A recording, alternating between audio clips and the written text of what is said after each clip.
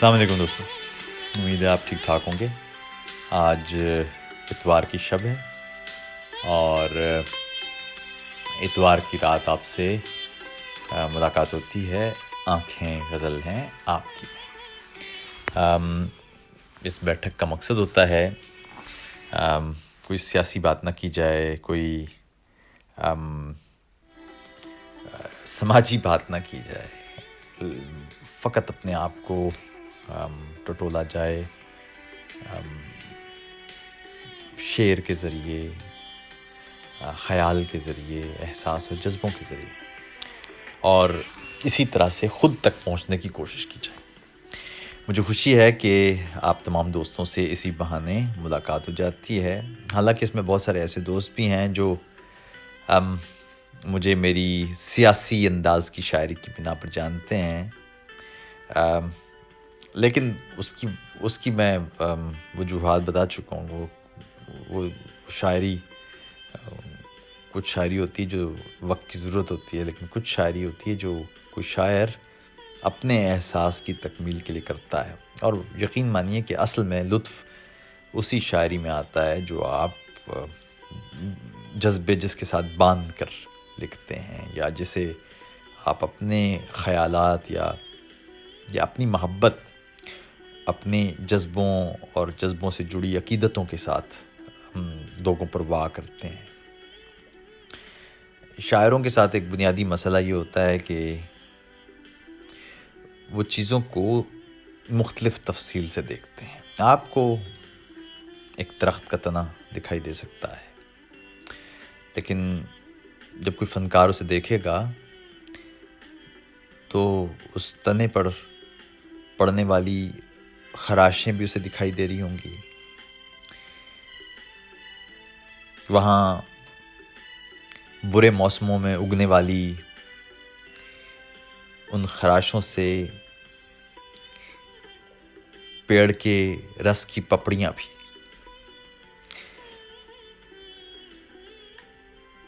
اس تنے کے نیچے آپ کو شاید سوکھے پتے دکھائی دیں گے، لیکن ایک فنکار دیکھے گا تو ان سوکھے پتوں سے ہو کر جانے والے پیروں کے نشان بھی پڑھ لے گا، آواز تک سنائی دینے لگے گی اسے۔ تو شاعروں کے عجیب مسئلے ہیں، اس لیے مجھے خود لطف آتا ہے جب ہم اس بیٹھک میں بیٹھتے ہیں۔ آپ کے ساتھ تو کبھی ٹویٹر پہ ملاقات ہو رہی ہوتی ہے، کبھی یوٹیوب بیٹھک میں بھی ملاقات ہو رہی ہوتی ہے، لیکن کبھی فیس بک پہ بھی ملاقات ہو رہی ہوتی ہے، لیکن یہ والی بیٹھک مجھے عزیز ہے اور ہمیشہ سے رہی ہے۔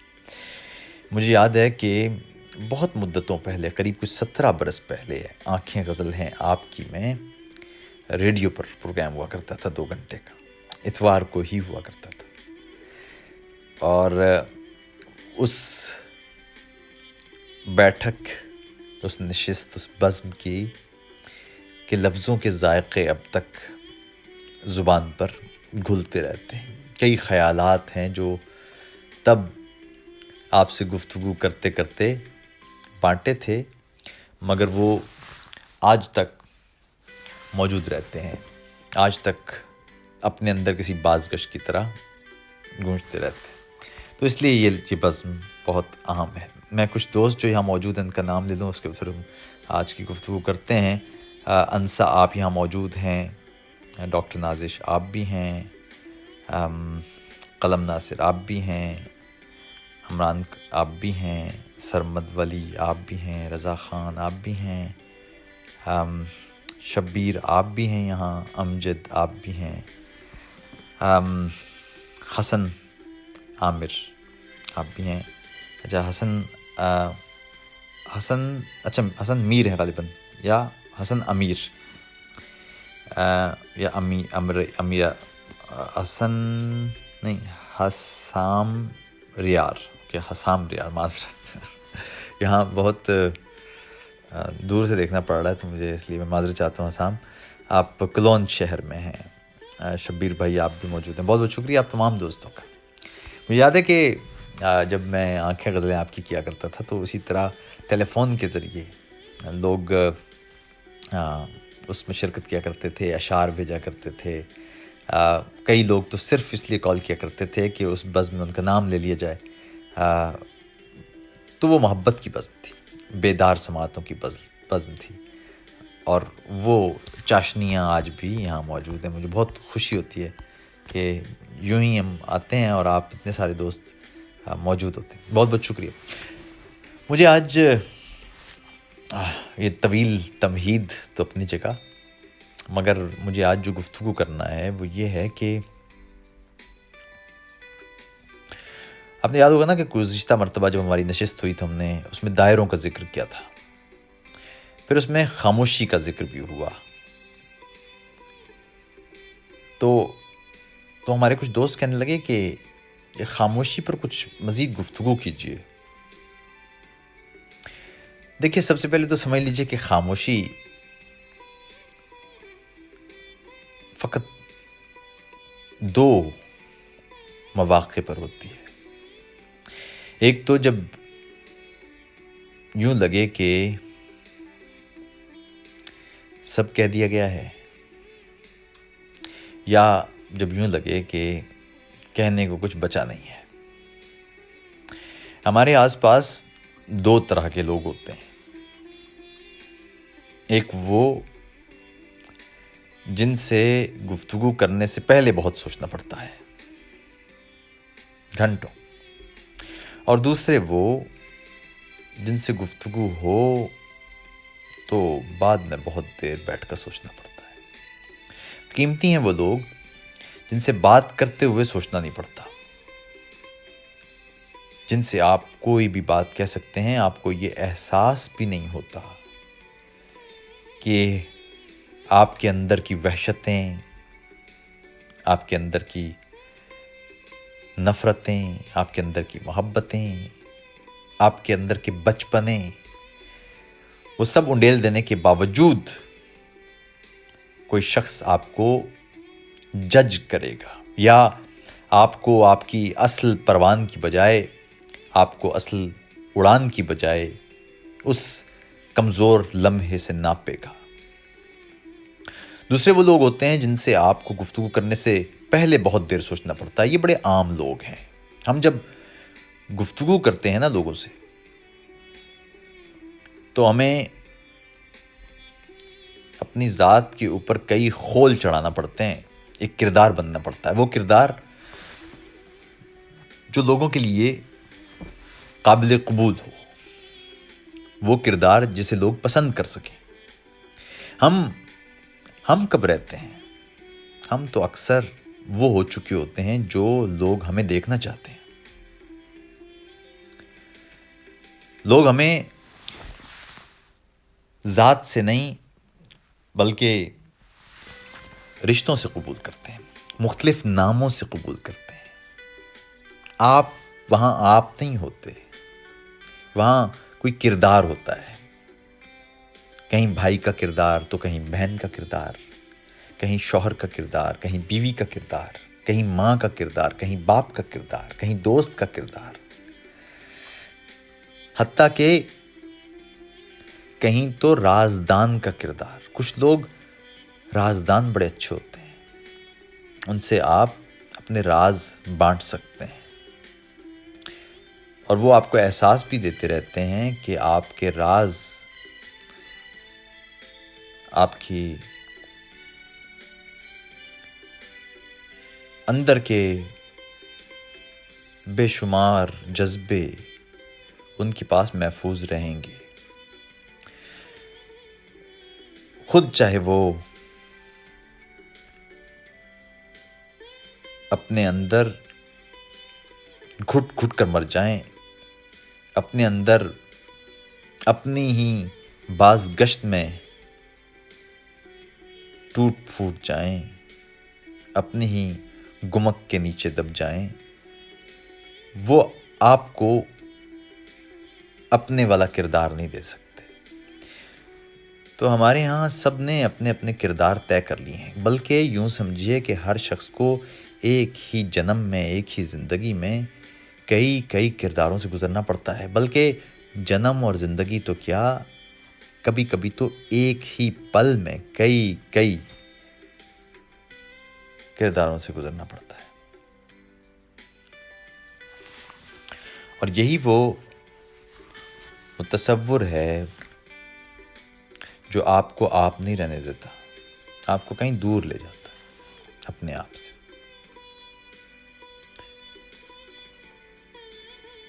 ایسا بھی ہوتا ہے کہ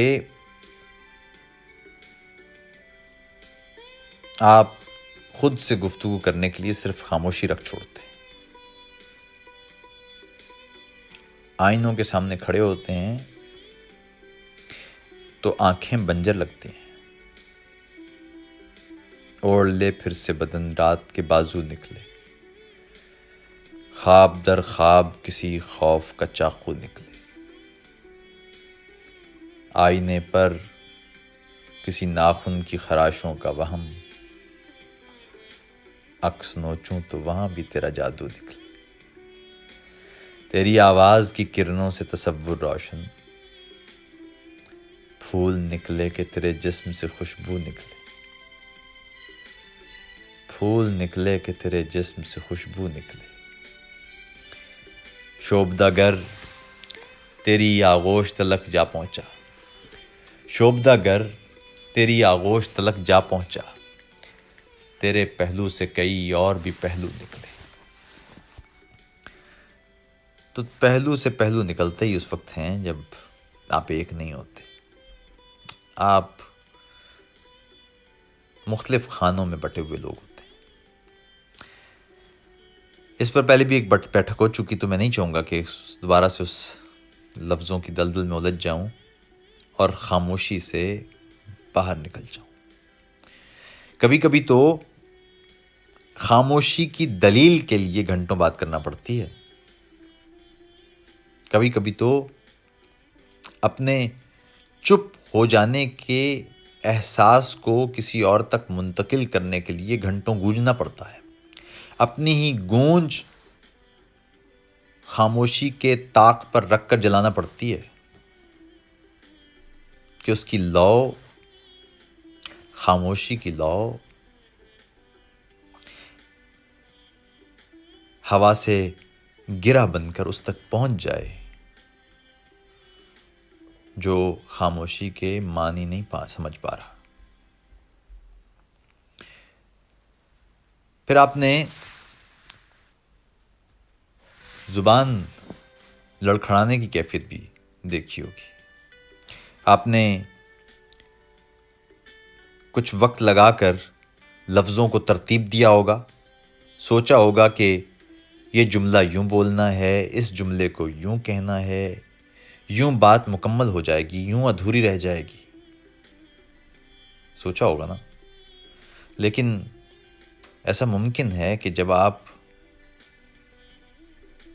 گفتگو شروع کریں تو جملے ادھڑ جائیں، وہاں جو جملہ کہنا تھا وہ یہاں پہلے کہہ دیا، اور جو اب کہنا تھا وہ کہہ نہیں پائے، بات ادھوری رہ گئی، جذبے انکہی کی نظر ہو گئے، اور نتیجہ یہ نکلا کہ وہ لمحہ موجود لمحہ غیر موجود ہو گیا، اور باقی عمر اس لمحے کے کھو جانے کی خاموشی میں کٹ گئی۔ ہم اپنے بہت سارے جذبوں کو انکہی کی نظر کر دیتے ہیں، ایسے میں بہت کم ہوتا ہے کوئی وہ شخص آپ کو آن ملے جس سے گفتگو کرتے ہوئے سوچنا نہ پڑے، پورے اعتبار سے بات ہو جائے، اور نہ بھی ہو تو بھی یہ احساس نہ ہو کہ بات ہوئی نہیں، بلکہ خاموشی بھی سارے جذبے پورے اعتبار کے ساتھ دوسرے شخص تک، دوسری سماعت تک منتقل کرتے۔ تم سے ایسا ہی تو رشتہ ہے، یا تم سے ایسا ہی تو رشتہ تھا، اعتبار سے بندھی خاموشی کا رشتہ، یا خاموشی سے بدھے اعتبار کا رشتہ۔ یہ خاموشی پر رکھا اعتبار تھا، یا اعتبار پر رکھی خاموشی کے اعتماد تھا ان کہی کے کل کہی سمجھ لیے جانے کا۔ اعتماد تھا کہ جو لفظ نہیں کہہ پاؤں گا वो भी तुम तक पहुंच जाएंगे। हम जज्बों पे भी पुल बांधने की बजाय कभी कभी सरहदें बांध देते हैं। यहाँ से वहाँ तक उड़ते जज्बों को हम जालों से बांध देते हैं। वहाँ अगर खामोशी उग आए तो फिर कोई शोर मचाने वाला नहीं होता, कोई सुकूत तोड़ने वाला नहीं होता।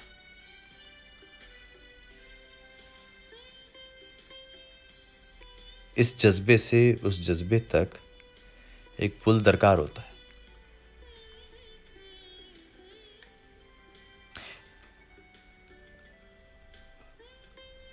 खामोशी के इजहारियों को खामोशी का इजहारिया बनने के लिए बेहद एतबार दरकार होता है, और उस एतबार की सीढ़ी से एक कदम नीचे रखा जाए तो बेएतबारी की सरहद शुरू हो जाती है। बेएतबारी किसी रिश्ते में ऊद आए तो चीखें सुनाई देती हैं, आवाज़ें सुनाई देती हैं, बातें सुनाई देती हैं, वजाहतें सुनाई देती हैं, खामोशी गायब हो जाती है। फिर आंखें बातें नहीं करती, फिर ख्वाब बग़ैर कुछ कहे सौंपे नहीं जाते, फिर बोलना पड़ता है, फिर लिखते हुए सोचना पड़ता है कि क्या कहा जाए क्या ना कहा जाए, फिर लफ्ज़ों की तरतीब दुरुस्त करना पड़ती है, फिर किसी दूसरे शख्स के जज कर लिए जाने का एहतमाल शुरू हो जाता है। और अगर ऐसा हो जाए तो रिश्ता कितना भी मजबूत क्यों ना हो, वो कायम नहीं रह पाता। यूँ लगता है जैसे वो खो गया है। इसलिए खामोशी को मान देने के लिए एतबार की कमान देना पड़ती है, ताकि खामोशी किसी तीर की तरह निकले, दिल की ज़ुबान बने, निगाहों से बरसे और दूसरे शख्स की निगाहों से अंदर की झीलों में उतर जाए चांद की तरह। खामोशी का सफ़र इसी को कहते हैं। खामोशी से ज़्यादा मुस्तहकम ज़ुबान कोई नहीं, लेकिन खामोशी अगर एतबार के जजीरों पर हो तो बेएतबारी के जजीरों पर मौजूद खामोशी बददिली और दूरियों का बायस होती है। इसलिए लफ्ज़ आम नहीं, बोले जाएं या ना बोले जाएं, गुफ्तगू आम नहीं, कुछ कहा जाए या ना कहा जाए, कुर्बतें भी आम नहीं कि साथ बैठा जाए और छुआ जाए या ना छुआ जाए। अगर एतबार की छुअन मयस्सर आ जाए तो फिर खामोशी गुफ्तगू बन जाती है, दूरियों को कुर्ब लग जाते हैं, ख्वाबों में छुअन के जज्बे महसूस हो जाते हैं। चांद झीलों पर उतरता है तो उसकी तमाज़तें चांदनी की तरह अंदर तक महसूस हो जाती हैं। मंजर स्याही धोकर पर्वत और नज़ारों में तब्दील हो जाते हैं। फ़कत एतबार के उस बाट, उस वज़न, उस कीमत का मामला है। जैसे तराजू में एक तरफ एतबार रख दिया जाए तो दूसरी तरफ चाहे फिर कुछ भी रख दें, वो एतबार के पलड़े को उठा ना पाए। अपना बहुत ख्याल रखिएगा। आपसे अगले एतवार को दोबारा मुलाकात करेंगे पूरे एतबार के साथ। आदाब।